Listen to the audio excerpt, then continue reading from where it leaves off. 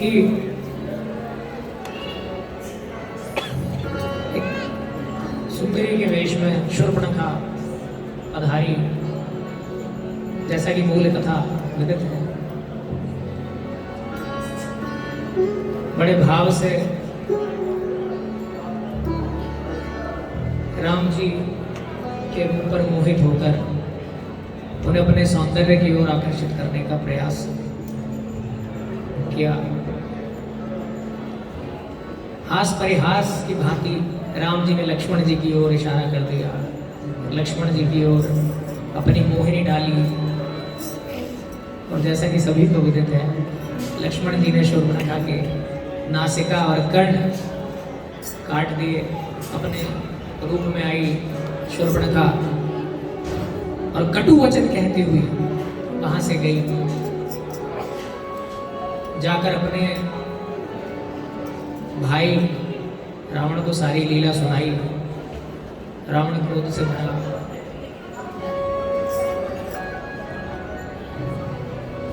और क्रोध में भरकर उन दो वनवासियों से प्रतिशोध की भावना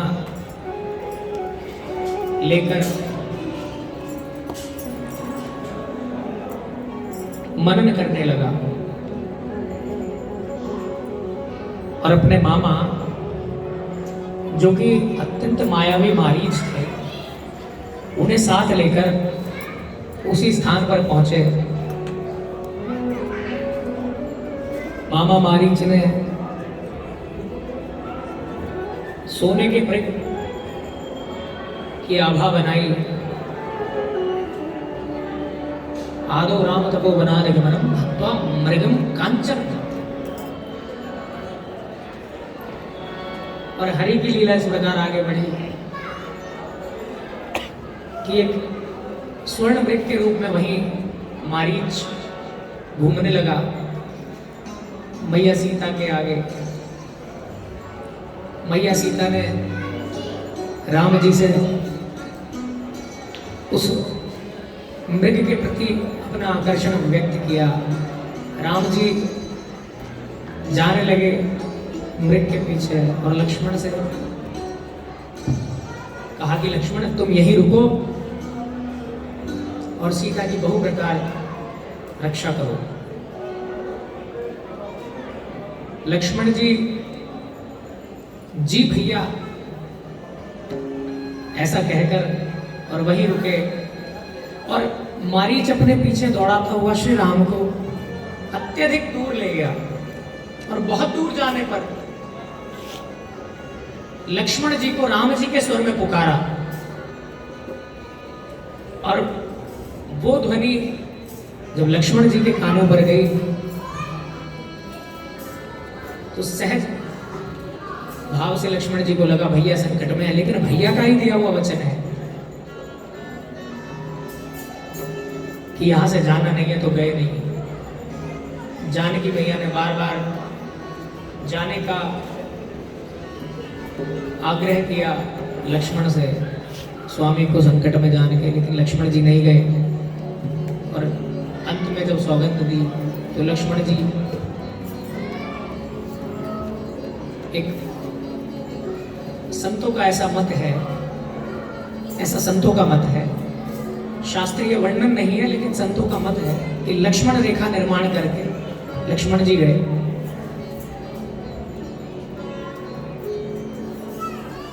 और इधर इसी अवसर की प्रतीक्षा में छुपा हुआ रावण साधु वेश में आया, भिक्षा मांगी और जैसा कि नियम था राम जी की कुटिया का कि जो भी वन से फल फूल जो कुछ भी खाद्य लाते थे किसी संत को बिना दिए नहीं जाने देते थे। सीता मैया भी साधु को देखकर वो अर्पण करने के लिए आई। साधु ने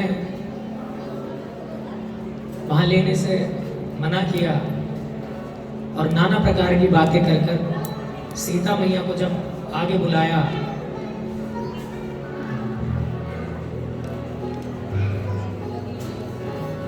और एक भुजा को पकड़कर हरण करके रावण अपने निज रूप में आके ले चला।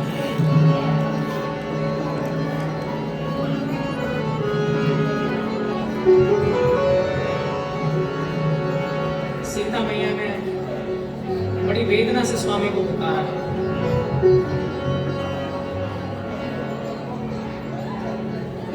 और अपने विमान में जब रावण लेकर गया तो जटायु जो एक गिद्ध है, उन्होंने इस स्थिति को दृष्टिगोचर होते सीता मैया को बचाने का प्रयास किया। रावण ने युद्ध किया जटायु से और पंख काट दिए और ले गया जानकी को। वापस राम जी आए उसी स्थान पर, और जब सीता न मिली इधर उधर दोनों भैया ढूंढने लगे, और जटायु को मरणासन्न देखा और अपनी भुजाओं में उठा लिया। देखिए कितना सुंदर सूत्र है, बार बार मानस यही इशारा करती है कि प्रभु को रिझाने का यदि एकमात्र साधन सजना सवरना और वैष्णव वेश होता तो कुब्जा पर तो कभी रीझते ही नहीं। अगर धन संपत्ति ऐश्वर्य से प्रभु रीझते तो सुदामा पे कहां रीझते। अगर केवल आहार से प्रभु रीझते, आहार में केवल संयम करने से कि जी मैं प्याज लहसुन नहीं खाता, ये भी आवश्यक है, लेकिन केवल यही आवश्यक नहीं है।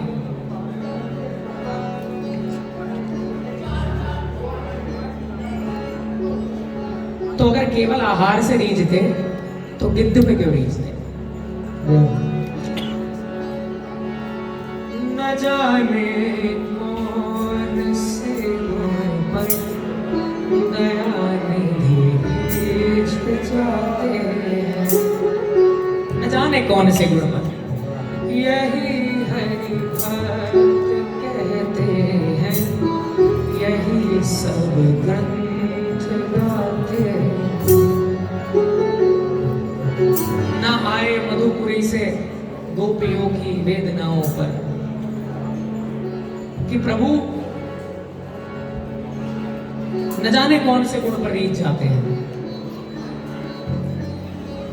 न आए वन गमन में श्री पिता की वेदनाओं पर उठा कर गोद में खुद गीत को आंसू बहाते हैं। न जाने कौन से गुण पर दयाल रीझ जाते हैं, दयाल रीझ जाते हैं। इसीलिए सहज स्वभाव, मानस कहती है सरल स्वभाव न मन कुटिलाई, यथा लाभ संतोष सदाई। कि आप कोई विशेष प्रयास करें न करें, आप कोई विशेष साधन करें न करें, लेकिन बस अपना स्वभाव सहज रखें, सरल रखें। मन क्रम वचन तीनों एक समान हो, मन में प्रेम हो सभी के लिए, निस्वार्थ और समान प्रेम के लिए सूक्ति केवल ये नहीं है कि जिनके प्रति ममत्व है, जिनसे ममता है, उन्हें ममता को हटाया जाए, मोह को हटाया जाए। आसक्ति जब तक आसक्ति है, जब तक किसी विशेष से है, अगर चिंतन किया जाए तो आसक्ति को हटाने का केवल एकमात्र साधन ये नहीं है कि जिनमें हम आसक्त हैं उनसे मन को हटा लें। एक साधन ये भी है कि हम बाकी पूरे संसार में भी उतने ही आसक्त हो जाए, तो वो आसक्ति नहीं है। क्योंकि यदि जितना किसी विशेष में प्रेम है, अगर उतना ही प्रेम हर किसी से हो जाए, हर किसी से, तो किसी विशेष से प्रेम बचा ही नहीं, फिर तो सबसे ही उतना प्रेम है। सिया राम में सब जग जानी, करहु प्रणाम जोरी जुग पानी। इसीलिए आसक्ति जब तक है, जब तक किसी विशेष से है। अगर ऐसा सुंदर स्वभाव हो जाए, कोई विशेष व्यवस्था ना हो, कोई विशेष व्यवस्था ना हो, लेकिन अगर बस ऐसा स्वभाव हो जाए तो न जाने कौन से गुण पर दया निधि जाते। और जटायु का अंतिम संस्कार उस राघव ने किया जिन्होंने वचनबद्ध होकर पिता का भी नहीं किया, उन्होंने जटायु का संस्कार किया। और इस समय वो हो गया जिस समय के लिए मुझे कहा गया है कि भंडारा शास्त्र हो गया शुरू 10:30 की हो गया ऐसा। पीछे स्टेज के पीछे से शोर बहुत आ रहा है, कृपया कोई जाके एक बार पीछे से बोल दे।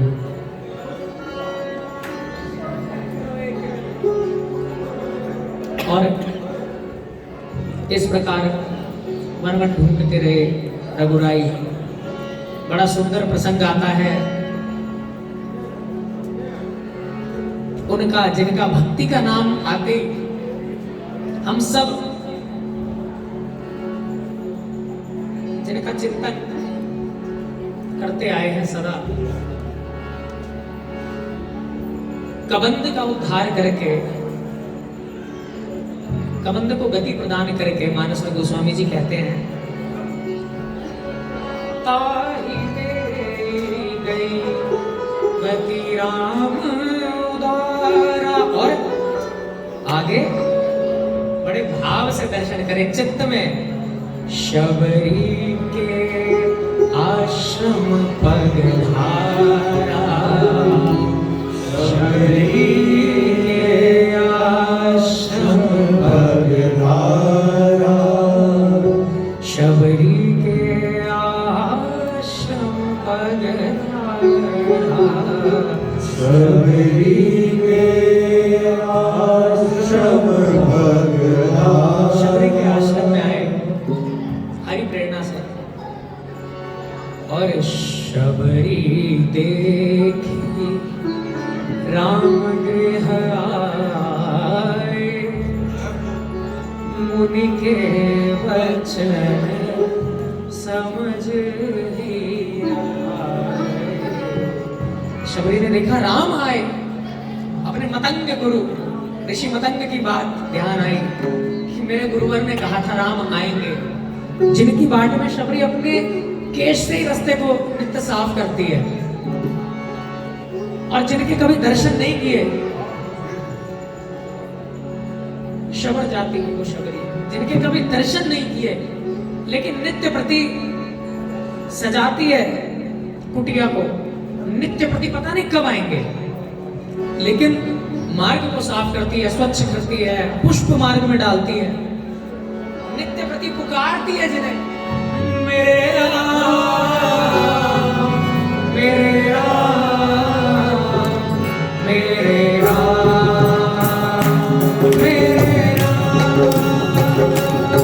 मेरे राम, मेरे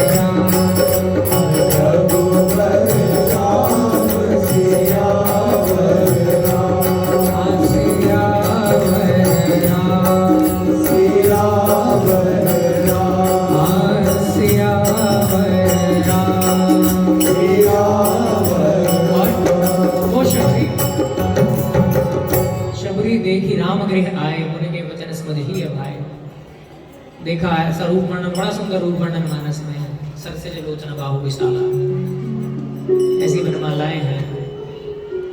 और शबरी का दैन्य ऐसा है, शबरी कहती है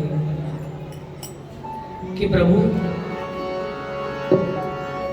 के स्तुति करहूं तुम्हारी, के स्तुति करहूं तुम्हारी, अधम जाति में जड़मती नारी, अधम जाति में जड़मती नारी, अधम ते अधम अधम अति नारी, तिनमह मैमति बंद आधारी। खूब अपने आप को कहा कि प्रभु मुझसे नीचे तो कोई है ही नहीं, अधम ते अधम अधम, और उनमें भी तिनमह मैमति बंद आधारी। तब राम जी ने बड़े भाव से कहा, कह राम कहो राम सुन हमनी बाता, मानहु एक भक्ति का नाता, कि बस एक भक्ति का नाता बता है। और तब राम जी ने नवदा भक्ति सहज शबरी मैया को प्रदान की। उपरांत अपने मतंग ऋषि की स्थली पर माता शबरी प्रभु को लेकर गई, दर्शन किए, आनंद हुआ, और शबरी मैया को भक्ति प्रदान कर प्रभु आगे बढ़े। और जैसा कि सर्वविदित है, अभी लीला में प्रवेश करेंगे वो जिनके लिए कहा गया, यत्र यत्र रघुनाथ कीर्तनस्य तत्र तत्र कृतमस्तकांजलि, बाष्पवारि परिपूर्ण लोचने मारुति राक्षसांतकम्। आदौ राम तपो वनादिगमनं हत्वा मृदं कांचनं, वैदेहीहरणं जटायुमरणं सुग्रीव संभाषणं। सुग्रीव आगे चले, बहुरी रघुराया ऋष्यमुख पर्वतनीय राया। सुग्रीव जो कि बाली के छोटे भाई हैं, और बाली ने जिनकी स्त्री का हरण किया है। तो अब कपियों से ऐसी मैत्री हुई है राम जी की कि दो पात्र बड़े सुंदर इस पावन चरित्र में पधारे हैं। सुग्रीव और बोलिए पवन सुत हनुमान जी महाराज की जय, हनुमान जी महाराज की जय, पवन सुत हनुमान जी महाराज की जय। प्रभु ने लीला कहती है, सुग्रीव संभाषणम बाली निर्दलनम। बाली को धाम पहुंचाया और बाली के दल को पूरा सुग्रीव को समर्पण करके आगे प्रभु बढ़े। कपियों का साथ हुआ, और जब पता लग गया कि इस प्रकार से वायु मार्ग से रावण मां जानकी को हरण कर ले गया है, तब बात आई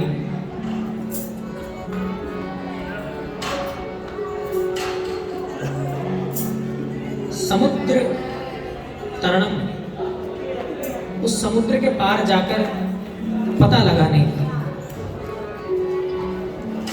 आनंद है पूरा पीछे। जय जय। और बड़ा सुंदर वर्णन है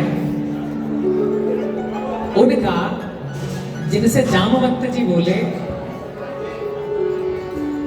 कई रीचपति सुनो हनुमाना, काचुक साधि रहे बलवाना, पवन तनय बल पवन समाना, बुद्धि विवेक विज्ञान निदाना, कवन सुकाज कठिन जग माही, जो नहीं होई तात तुम पाही। राम जी देखिए बड़ा सुंदर वर्णन है कि जो हनुमान जी हैं,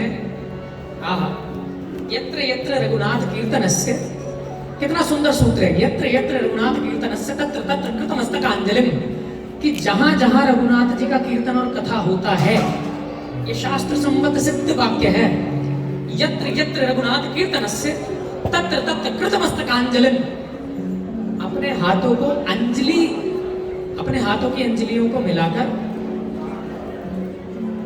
और केवल मिलाकर नहीं, शीश के निकट लाकर बाष्पवारी परिपूर्ण लोचने, आंखों में जल भरे हुए, जहां जहां रघुनाथ का कीर्तन और कथा होता है, यत्र यत्र रघुनाथ कीर्तन से तत्र तत्र महा कृतमस्तकांजलिम बाष्पवारी परिपूर्ण लोचने मारुति राक्षसांतकम। वहां ऐसे रूप में हनुमान जी सदा उपस्थित रहते हैं, ऐसे सेवक हैं। एक बड़ा सुंदर सूत्र यहाँ पे है, कहे रीछपति सुनु हनुमाना काचुप साधी रहे बलवाना। अरे क्यों चुप हो, पवन तनय बल पवन समाना, बुद्धि विवेक विज्ञान निदाना। कि तुम खूब प्रशंसा की हनुमान जी की कि तुम चुप हो, तुम तो पवन पुत्र हो, तुम्हारा बल तो खुद पवन के समान है, और तुम में बुद्धि है, बल है, विद्या है, सब है। कहे रीछपति सुनु हनुमाना काचुप साधे रहे बलवाना, पवन तनय बल पवन समाना, बुद्धि विवेक विज्ञान निदाना। कवन सुखाज कठिन जग माही, जो नहीं होए तात तुम पाही। ऐसा कौन सा काम है जो तुम पे नहीं हो सकता। जय जय। लेकिन इतनी प्रशंसा सुन के भी हनुमान जी शांत है, कोई एक्सप्रेशन ही नहीं दिया। ये कितना सुंदर सूत्र है, अपने खूब प्रशंसा हो रही है लेकिन वो शांत है हनुमान जी। और तब जामवंत जी ने अगली पंक्ति कही, राम काज लगी तब अवतारा, राम काज लगी तब अवतारा। खूब प्रशंसा करी, नहीं हनुमान जी कुछ बोले, लेकिन तब जामवंत जी सूत्र को समझ गए और हनुमान जी से बोले, राम काज लगी तब अवतारा, राम काज लगी तब। और जैसे ही हनुमान जी ने सुना राम जी का काज, सुनते ही भयउ पर्वताकारा, सुनते ही भयउ पर्वताकारा, सुनते ही भयउ पर्वताकारा, सुनते ही भयउ पर्वताकारा, सुनते ही भयउ पर्वताकारा। कनक वरन तन तेज विराजा, मानहु अपर गिरन कर राजा, सिंहनाद करी बारहि बारा,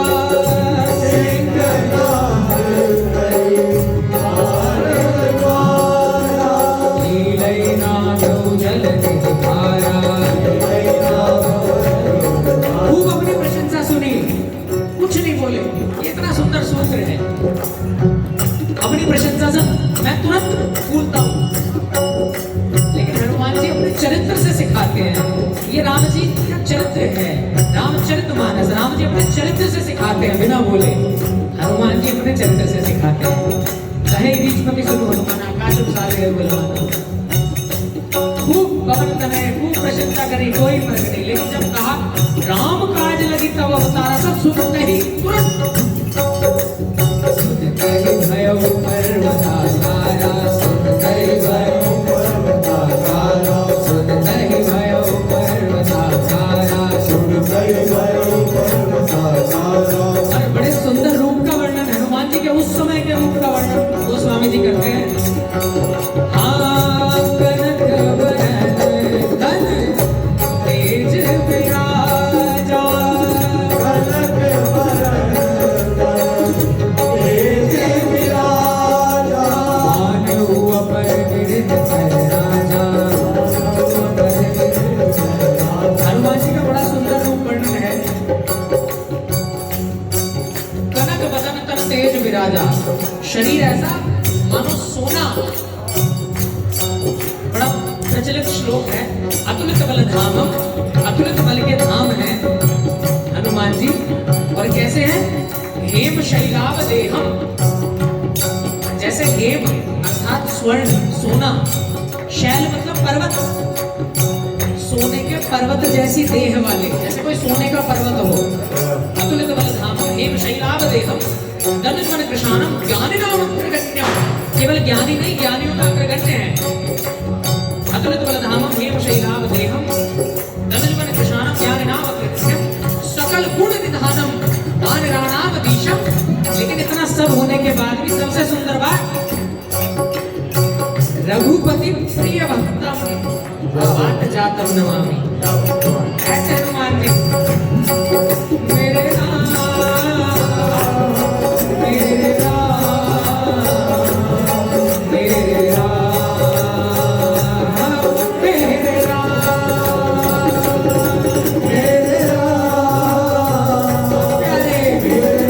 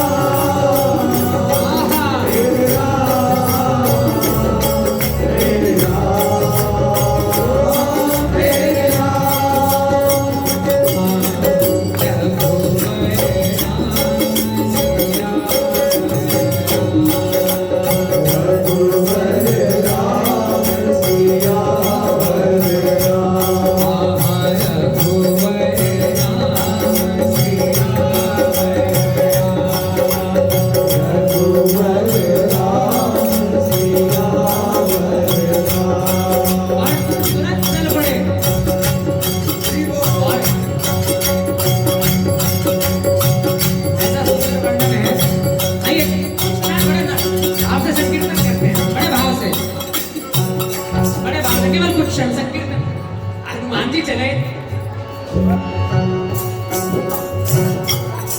बड़े भाव से।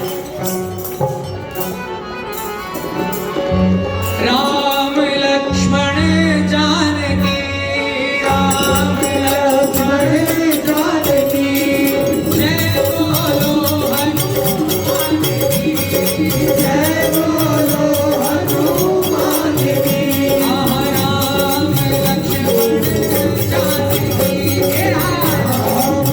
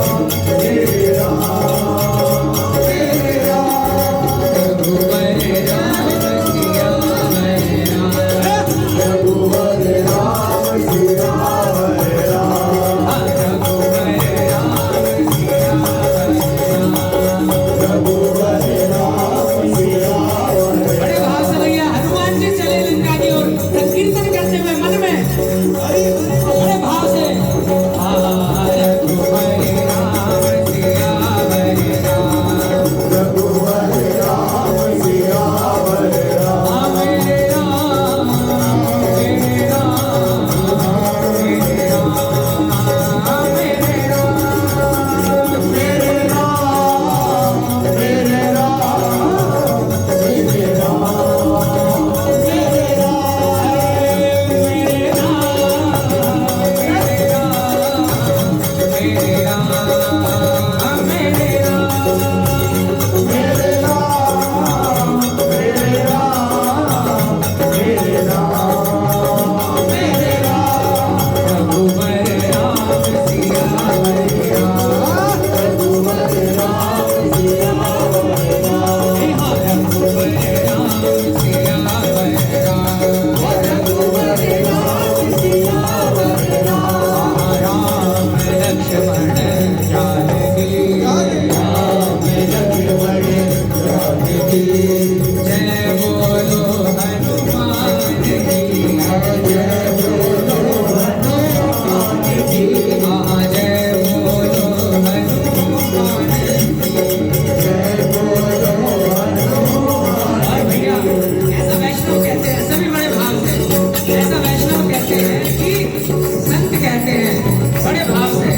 मेरे अल्प विराम की ओर है ये हरि कथा, क्योंकि लंकापुरी दाहनम और रावण वध सब कल है, दशहरा है। बड़े भाव से नाम ले, क्योंकि संत कहते हैं राम कहने से तर जाएगा, राम कहने से तर जाएगा, राम कहने से तर जाएगा, राम कहने से तर जाएगा, और भव से उतर जाएगा,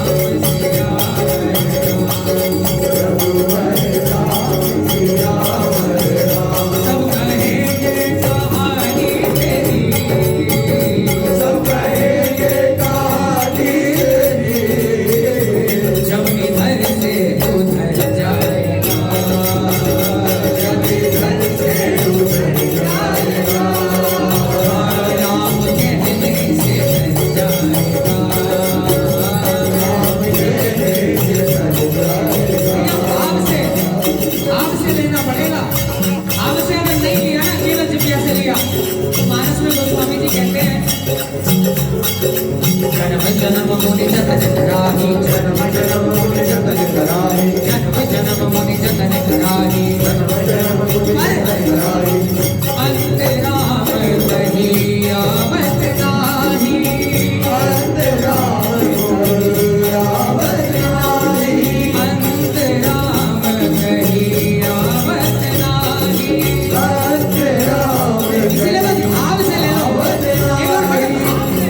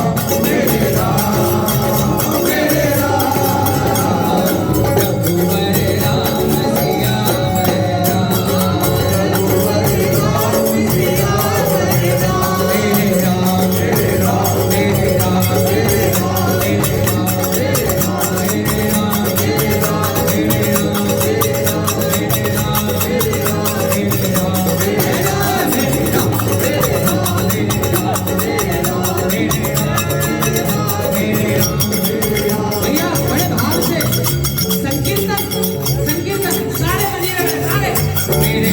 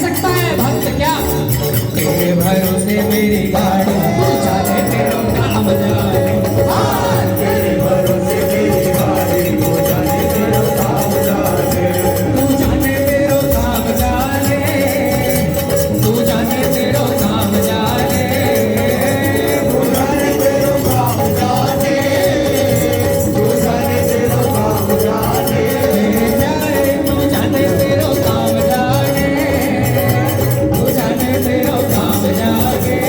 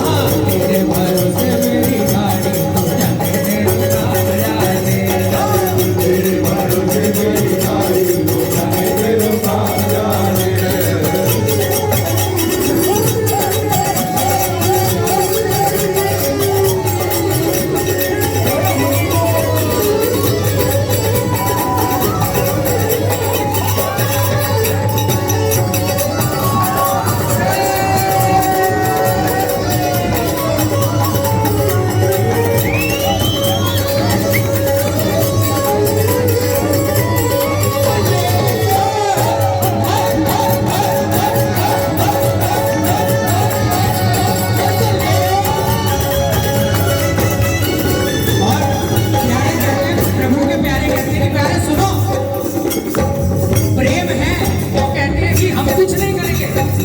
मंजिल तक पहुंचाओगे तुम, मंजिल तक पहुंचाओगे तुम, हाँ मंजिल तक पहुंचाओगे तुम, मंजिल तक पहुंचाओगे तुम, हमसे पार लगाओगे तुम, हमसे पार लगाओगे तुम, हमसे पार लगाओगे तुम, हमसे पार लगाओगे मेरे राम, मेरे राम,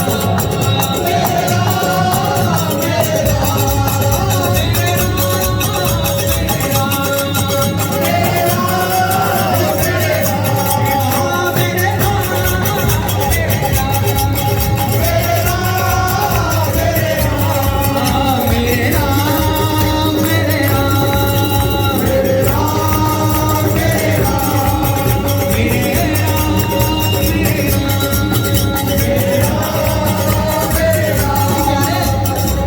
मंजिल तक पहुंचाओगे, मंजिल तक पहुंचाओगे हमसे पार लगाओगे तुम, हमसे पार लगाओगे प्रभु कहते हैं कि प्यारे जब सब कुछ नहीं करूंगा तो तू क्या करेगा? तो प्यारा कहता है कि प्रभु सुनो, सब कुछ करोगे तुम, हम तो अंत में, अंत समय में करेंगे मौज से सवारी, तू चलेंगे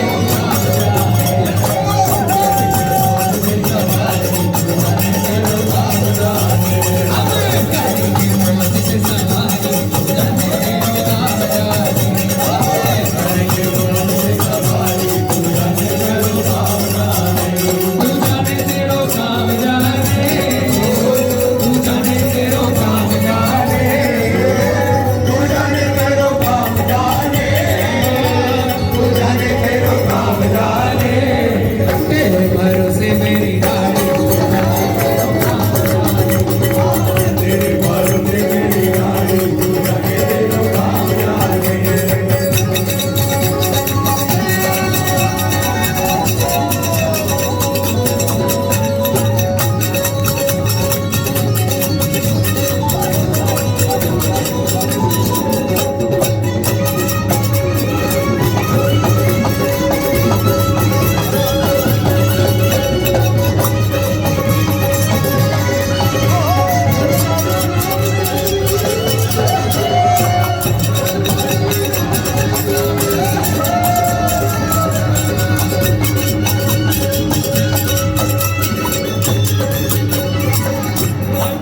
चलते चलते बड़े भाव से भैया, बड़े भाव से, आनंद से नृत्य करते हुए, आनंद से मेरे राम, मेरे राम, मेरे राम, मेरे राम, मेरे राम, मेरे राम, मेरे राम, मेरे राम। ये वो नाम है जिसके लिए मानस में गोस्वामी जी लिखते हैं, नाम लेत भव सिंधु सुखारी, करे विचार सुने मन माही, और सुमिर पवन सुत पावन नामू, इस पावन नाम को सुमिरते सुमिरते, सुमिर पवन सुत पावन नामू, अपने बस कर राधे रामू, ऐसा ये नाम है।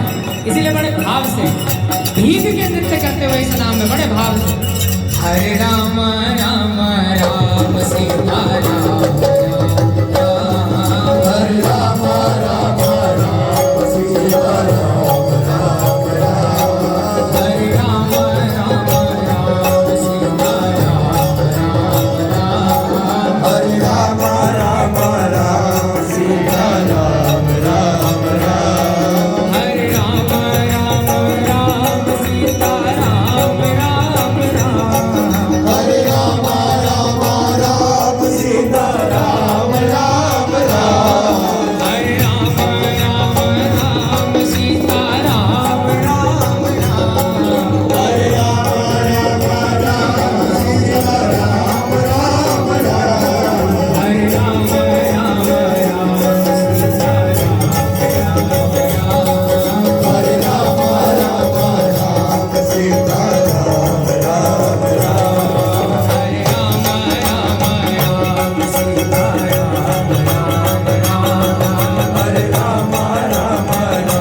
सीताराम